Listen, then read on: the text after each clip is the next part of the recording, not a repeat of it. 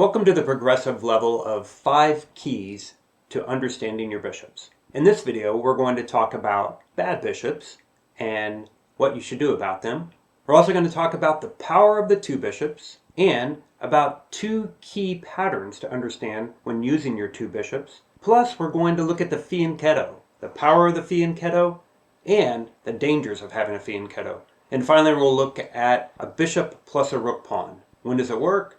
And when does it not work? In this game, played by Rossalimo as black, he really shows us how to understand our bishops and the bad bishop. If we look here, you can see that black's bishops are not very good. White has one good bishop, the one that's on e3. But the bishop on f3, really bad, blocked in by those pawns. Our bishop on e7, not very good. And Rossalimo's bishop on c6, even though it's not blocked by center pawns, is still not very effective. So Rossalimo comes up with a plan. The main part of his plan is to leave white with this bishop and get rid of the other minor pieces. So he starts by maneuvering the knight. He goes back to d7, in over to b6, and now this bishop retreats, but that's not going to slow him down. He jumps in with the knight. And at this point, he knows his bishop on c6, his light squared bishop, isn't that good. He trades it off for the knight, and then goes to trade off his bad bishop for white's good bishop.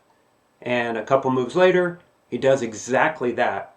Rossalimo went on to win the game with his strong knight against a bad bishop. All right, now let's talk about the 2 bishops, the bishop pair. And why is the bishop pair so great? Well, the weakness of a bishop is that it can only attack half the squares on the chessboard. If you have a light squared bishop, it can only attack 32 squares throughout the course of the game. Dark squared, same thing. So that means the opposite color is a weakness for you. But if you have the bishop pair, then they work together really great. It's called synergy. When you have 2 things together and they equal more than they would separately. Usually a bishop is worth about 3 1/4 pawns. But if you put 2 bishops together, that's worth about 7 pawns. Usually 3 1/4 plus 3 1/4 is 6 1/2. So you're getting an extra half of a pawn there when you have the 2 bishops, or the bishop pair. Now let's have a look at Judith Polgar playing white here against Hort. Hort was a great player from back in the 70s. And in this event, it had the women players playing against the top players from the past. And she puts her 2 bishops together, and after this next move, we see that she's guarding all of these squares with her bishops, preventing the rook's invasion. The king guards d1, but she's not going to stop there. Now, she solidifies the bishop, the king comes running up the board, and after this move, it looks like she might have nowhere to go. But this bishop finds a new square, a new diagonal, retreats back to e1, and you can see where he's heading next. Check, and the king gets to invade, and that's the key for Judith Polgar here, is this king invasion. And now when the rook comes down to attack this b pawn, after she protects it, he realizes it's all over, there's nothing to do. The king will be able to take the b pawn. Even if the rook comes down, the bishop gets to go to c3 and attack the f pawn, and so Hort resigns. We see the power of the 2 bishops working together. Now, how do we position these bishops? In this game, this is Rubinstein playing black in his immortal game. And Rubinstein plays bishop to b6 check, and the 2 bishops are on adjacent diagonals. That means they're right next to each other. And when we see the bishops on adjacent diagonals, that is really getting a lot of power into the position. So the knight comes up trying to deflect the queen from guarding the light bishop, but he doesn't go for it. Threatens checkmate. And now, with this pawn push, it opens the diagonal even more. And Rubinstein realizes if he could just play bishop takes bishop at e4, it would be huge trouble for white. So he needs to get rid of the knight that guards the bishop and the queen that guards the bishop. So he leaves his queen sitting there, plays rook takes c3. After the pawn takes his queen, now rook d2 to deflect the queen from guarding the bishop.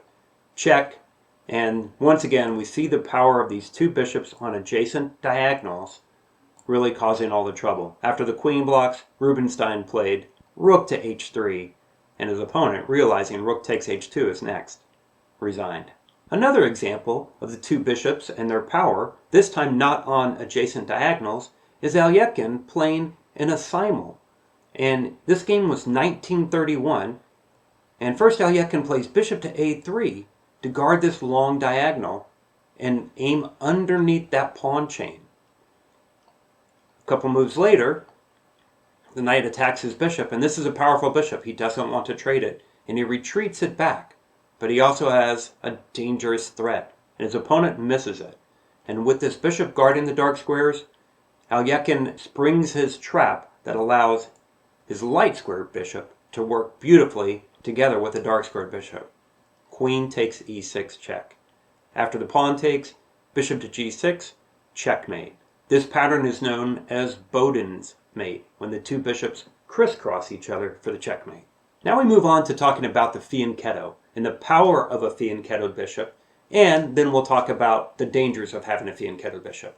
Here, white's bishop on g2 is fianchettoed, and remember, a fianchetto is when your bishop develops to that square in front of where the knight started the game. So either on g2, g7, or b2 or b7 to aim across the center of the board. Here, a sudden move by the knight releases the power of the bishop. Knight to e5, and the bishop's pinning the knight to the rook, and suddenly, of course, the knight is also putting pressure on it. But it can be dangerous to have a fianchettoed bishop. Let's talk about how to go after your opponent's fianchettoed bishop. Here we have a game by Mikhail Tal, and black plays g6, signaling that he's about to fianchetto the bishop. And so with this, the main idea is to use your bishop, backed up by the queen, to go after your opponent's bishop. But there's two more components to this. One of them is you have to stop the knight from coming into g4, where he will attack your bishop on e3 and guard the invasion square of the bishop. And secondly, once you get rid of that fianchettoed bishop, you want to open the h-file. And so the other part of this equation is that you're going to play h4, h5. So after the bishop comes out and fianchetto by black, f3 guards the g4 square. It also is protecting that square so that you can create a pawn storm going up on the attack there.